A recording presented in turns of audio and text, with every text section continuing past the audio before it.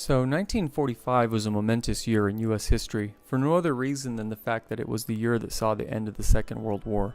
With victory behind them, millions of Americans turned their attention away from the strife and horror of war and toward the joys of procreation and the traditional domestic pursuit of family.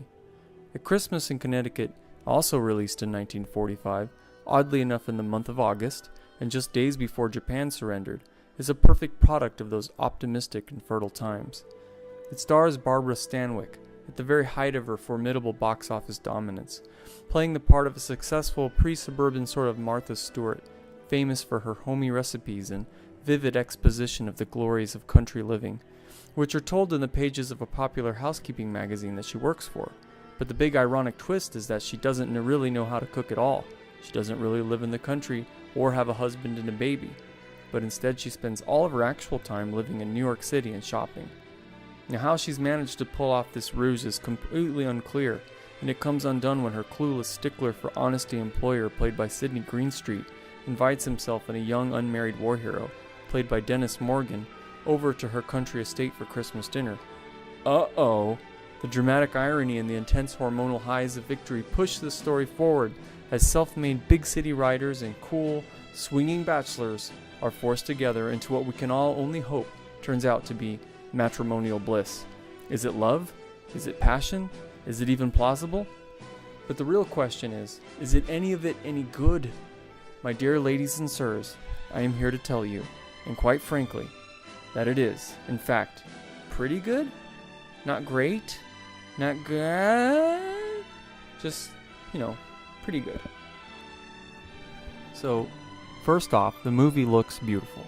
The Christmassy sets all look like they were done by some tasteful rich old ladies from New England, and while everything is plainly just a set, even the exterior scenes are delightful and evocative of a real New England country winter. But this movie isn't really meant to be so much a cinematographic masterpiece as much as it's supposed to be funny. It's a full-length situation comedy, but it's got romance ham-fisted in for good measure, and to that end it sort of fails. While the characters are memorable and they're charming and the acting is top shelf, Barbara Stanwyck is great. At no point did I ever find it to be terribly funny. It put a smile on my face, but I don't think that I really laughed once. But that's not really fair since this was released in 1945, and that's about a full 35 years or so before any movie would make me really laugh out loud. And I'm looking at you, Caddyshack. Stanwyck and her co-star Dennis Morgan do a very good job of straining to play the part of infatuated, instant lovers as they constantly, awkwardly leer at each other with their mouths open. If this movie were made today, I'd bet that Barbara Stanwyck would spend most of the time biting her lips. Anyway, the problem is that there's really nothing more between them, or the development of their characters. They're just sort of shoved together. Stanwyck starts the movie completely uninterested in anything except her job and mink coats. And Dennis Morgan only cares about food, and only wants a wife on the grounds that she can cook. But I guess sexual attraction trumps all, instantly, because from the very moment they see each other, Stanwyck's character is suddenly interested in marriage for the first time, and Dennis Morgan forgets that he only cared about food for the entirety of the movie up until that point. A running joke that they developed from the very opening shots, and then just completely abandon. It's weird, because Morgan's character isn't even there of his own accord, but he's been tricked into going to the countryside in order to somehow play into the machinations of some poor Navy nurse that's also somehow trying to convince him to marry her by, get this, introducing him to the domestic excellence of another woman? It doesn't even make any sense. The situations cooked up by the writers, and there are several, are clever enough as an idea, but the execution is just a mess. We never get the sort of comic payoff that we really want to see, which is of course for a rich, urbane socialite to fail at domesticity, especially when her entire career is hoisted on the back of this big lie that she's somehow the queen of the hearth.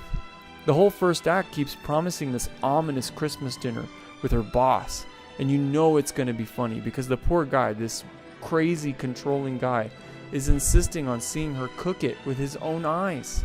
The whole thing's just sort of passed over in exposition. It never freaking happens. Sure, we get a little mention of it, and the idea's funny, But the movie refocuses itself almost completely on the question of impending engagement and marriage. It's magically transformed from a dinner party disaster comedy into a romance between lying city slicker and smooth-talking sailor, who the whole time, by the way, thinks he's trying to bed a married woman.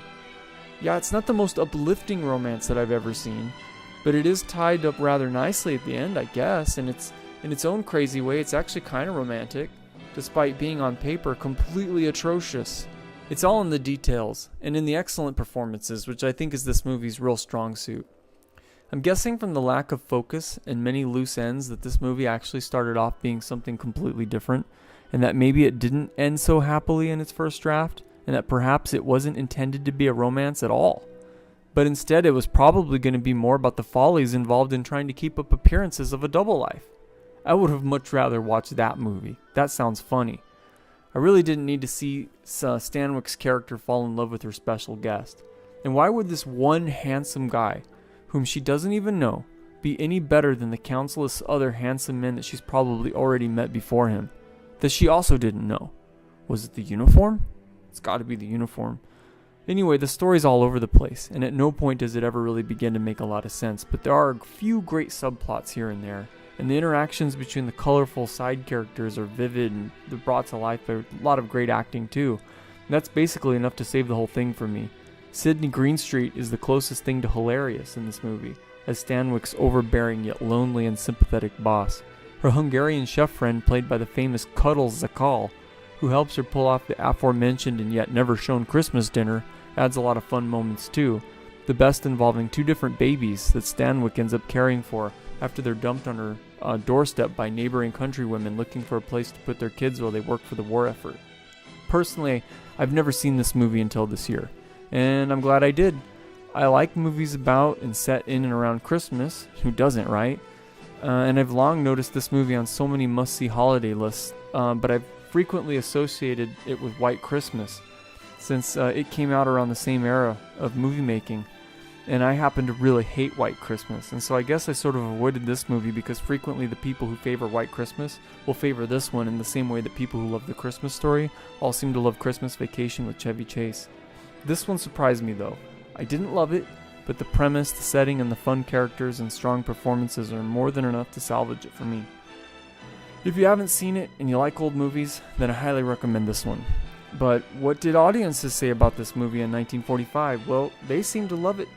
People still love it, in fact. The one historic review I could find from 1945 was in the New York Times, and they said that people were laughing in the aisles, enjoying themselves throughout the whole thing.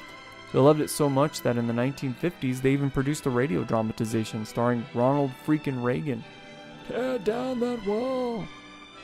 And then, oh my sweet lord, yes, in 1992, Arnold Schwarzenegger made his directorial debut with a remake of the original. Hey, from director Arnold Schwarzenegger. I'll be back. Here's America's happiest TV mom. Look at my potatoes. Isn't that pretty? I hate you! People must have really loved this movie if that's true. But why doesn't anyone talk about his version? I wonder. Maybe I should go and check that one out.